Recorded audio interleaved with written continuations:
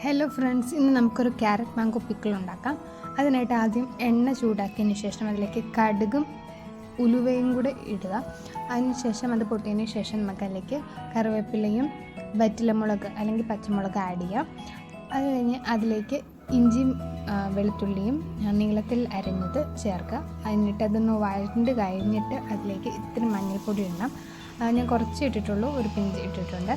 അത് കഴിഞ്ഞ് അതിലേക്ക് നമുക്ക് ആപ്പിൾ സൈഡർ വിനെഗർ ഒഴിച്ച് കൊടുക്കാം. ആപ്പിൾ സൈഡർ വിനെഗർ ജസ്റ്റ് ഒന്ന് തിളച്ച് വരുമ്പോഴത്തേക്കും അതിലേക്ക് നമുക്ക് ക്യാരറ്റ് ആഡ് ചെയ്ത് കൊടുക്കാം. അതും നീളത്തിൽ അരിഞ്ഞ് വെച്ചേക്കുന്നതാണ്, എല്ലാം നീളത്തിൽ അരിഞ്ഞ് വെച്ചേക്കുന്നതാണ് നമുക്ക് തന്നെ ആഡ് ചെയ്യേണ്ടത്. അത് കഴിഞ്ഞ് അതൊന്ന് ജസ്റ്റ് ഒന്ന് മൂടി വയ്ക്കുക 5 മിനിറ്റ്. അത് കഴിഞ്ഞിട്ട് ഒന്ന് ജസ്റ്റ് വാടി കഴിയുമ്പോഴത്തേക്കും അതിലേക്ക് നമുക്ക് മാംഗോ ആഡ് ചെയ്യാം.